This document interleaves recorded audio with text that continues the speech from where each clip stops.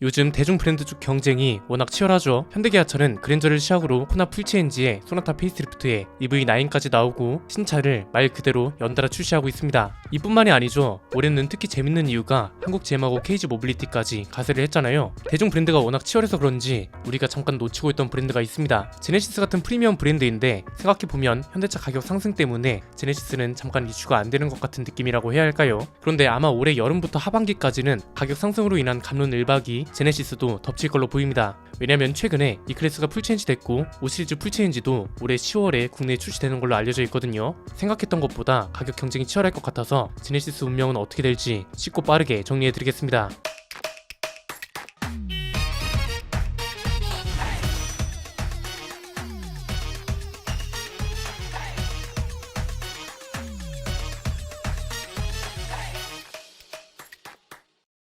자동차 가격이 오르는 건 어떻게 보면 당연한 걸 수도 있습니다. 기술이 계속 변화하고 발전하고 차체도 점점 커지고 재료가까지 상승하니까 신제품이 나올 때마다 가격이 오르는 건 당연하죠. 그런데 유독 자동차는 가격 상승에 예민하게 반응하는 이유는 뭘까요? 그냥 이론적으로는 경기가 한창 안 좋을 시기에 가격이 너무 크게 오르다 보니까 이게 불만으로 이어진다 뭐 이런 거겠죠. 실제로 소비자 물가 지수가 여전히 높은 수준을 기록하고 있고 그냥 뉴스만 봐도 국제 정세가 그리 좋지 않다는 걸 알 수 있잖아요. 그런데 이건 이제 기업이나 정치인들이 해결해야 하는 문제고요. 소비자들 입장에서는 어떤가요? 가격이 가장 많이 오른 차가 그랜저인데 공식적으로 인정된 결함 건수가 가장 많은 것도 그랜저죠. 가격 상승의 명분을 품질 문제가 모조리 깎아 먹었다는 게 가장 크고요. 소비자들 입장에선 가격이 오른 만큼 달라졌을 줄 알았는데 오히려 더 심해졌다고 하니까 실망감과 배신감이 드는 경우도 분명 있을 겁니다. 그나마 가격 상승으로 인한 분노를 한국 GM하고 KG 모빌리티가 시켜주고 있는 상황인데 이건 대중 브랜드 이야기입니다. 프리미엄 브랜드는 상황이 조금 다른데 경쟁 모델들이 최근까지 이렇다 할 변화가 없었기 때문에 가격 상승이라던가 기술력 변화 같은 이슈가 크게 없었단 말이죠. 그런데 곧 제네시스랑 벤츠 그리고 BM 사이에서 치열한 경쟁이 진행될 것으로 보입니다.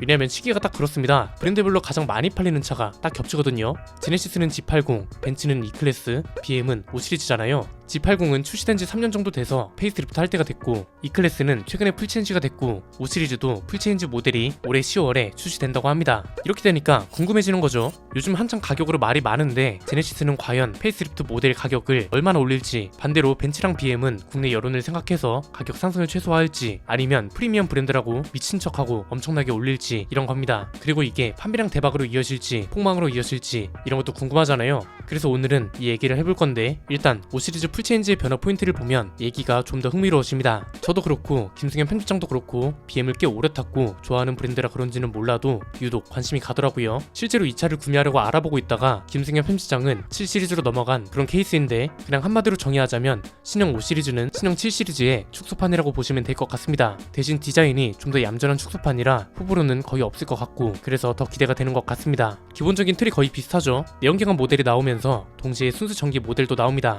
여기에 새로운 운영 시스템이 적용됐다고 하는데 BM은 이걸 버티컬 다이내믹스 매니지먼트 시스템이라고 부르더라고요.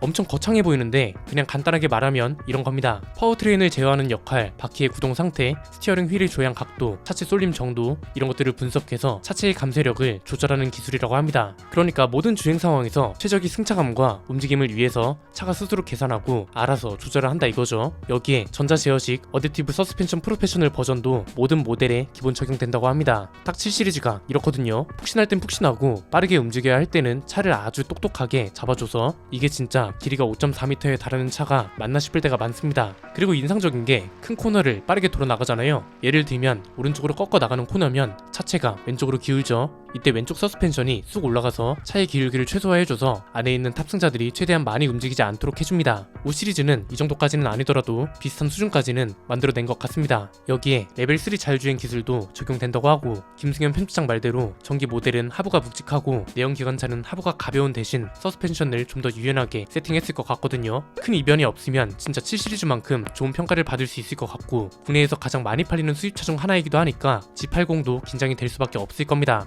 그러면 실제로 출시가 되면 어떤 일이 벌어질까요? 크게 세 가지로 정리할 수 있을 것 같은데요. 첫 번째는 일단 이 세 차종의 가격 범위가 얼마나 겹치고 있는지를 알 필요가 있습니다. 저도 이 정도일 줄은 몰랐는데 생각보다 반전이 좀 크더라고요. 가솔린 모델을 기준으로 가격대를 비교할 수 있는데 G80은 2.5리터 4기통 터보 가솔린 모델부터 3.5리터 V6 터보 가솔린 모델까지가 범위고요. E클래스는 2.0리터 4기통 터보 가솔린 모델부터 3.0리터 6기통 터보 가솔린 모델까지, 그리고 5시리즈는 2.0리터 4기통 터보 가솔린 모델만 있습니다. 6기통 모델인 540i가 얼마 전부터 판매가 안 되고 있는 것 같더라고요. 그래서 현재 있는 모델별로 비교해보면 이렇습니다. G80은 2.5부터 3.5 모델까지의 가격대가 취득세 포함 5,960만원부터 9,530만원입니다. 그리고 E클래스는 2.0부터 3.0 모델까지의 가격대가 취득세 포함 7,000에서 1억 1,820만원 정도, 이건 이제 할인이 400에서 500만원 정도 붙은 가격입니다. 5시리즈는 2.0 모델들이 취득세 포함 6,500만원에서 8,040만원까지입니다. G80은 2.5 모델 가격대만 봤을 때 5,960만원에서 9,040만원 정도고요. 주력 모델들이 이제 중간 가격 정도일 텐데 G80은 7,000에서 8,000 정도를 왔다 갔다 하는 게 주력 모델이라고 보면 될 것 같습니다. E클래스는 그거보다는 조금 높은 8,000만원 내외가 될 것 같은데 이유는 간단합니다. 제일 많이 팔리는 게 가장 낮은 트림인 2250이고 그 다음으로 많이 팔리는 게 2350 4매틱인데 판매량이 2,000대밖에 차이가 안 나거든요.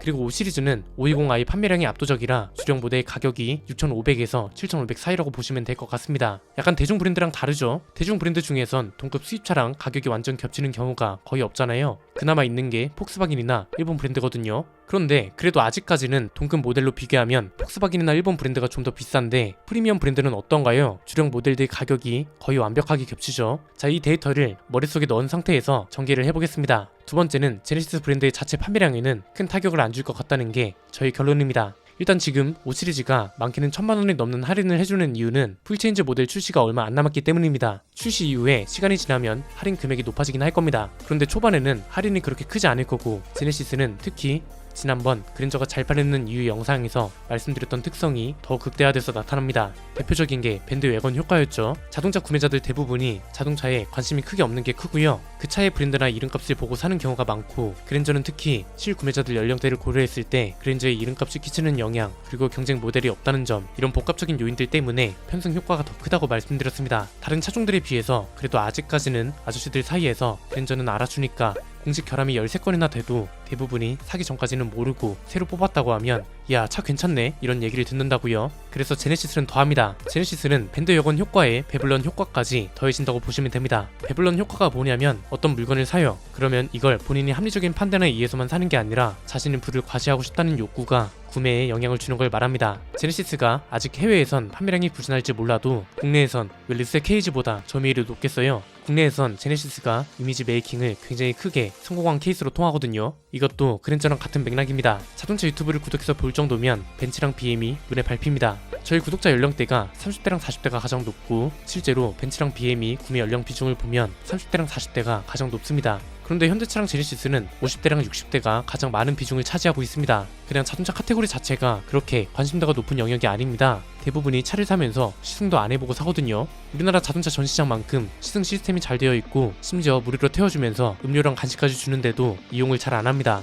시승도 안 해보고 사는 경우가 많은과 동시에 웬만한 아저씨 아줌마들은 제네시스 탄다 그러면 좋은 차를 탄다고 하거든요. 그래서 애초에 구매 연령대도 다르기 때문에 소비자들이 E클래스나 5시리즈 신형이 나온다고 해서 제네시스에서 크게 이탈하거나 하지는 않을 것 같습니다. 이게 이제 G80 페이스리프트 가격 얘기하고도 연결이 되는데 아마 가격을 올릴 겁니다. G90은 연식 변경만 했는데도 400만원이 넘게 올랐잖아요. 심지어 제네시스가 지금 어떤 위치에 있나요? 현대차 그룹 내에서 밀고 있는 프리미엄 전략의 핵심 브랜드죠. 높은 가격을 받아서 적게 팔아도 많이 남도록 하는 전략의 중심에 있다고요. 마침 최근에 제네시스 누적 판매량이 90만 대를 넘었다고 하면서 프리미엄 전략이 통했다 이런 결론까지 가고 있기 때문에 G80 페이스리프트 가격도 꽤 오를 거고, 여론 자체는 벤츠랑 BM하고 가격이 겹치면서 안 좋아질 수는 있겠지만 판매량에는 크게 영향이 없을 거란 거죠. 세 번째는 이건 약간 다른 관점인데요. 제네시스 브랜드 자체에 타격은 크지 않더라도 G80 단일 모델로만 보면 이야기가 달라질 수도 있다는 겁니다. 이게 약간 대중 브랜드 경쟁 구도랑 비슷한 건데, 예전에는 한국GM이나 KG 모빌리티가 현대차라는 회사 전체 단위와 싸워야 했습니다. 그런데 지금은 그게 아니죠. 소형 SUV는 소형 SUV대로 중형 SUV는 중형 SUV대로 이렇게 모델별로 수비를 하니까 경쟁이 되잖아요. 프리미엄 브랜드 쪽도 이런 구도가 만들어질 수도 있을 것 같습니다.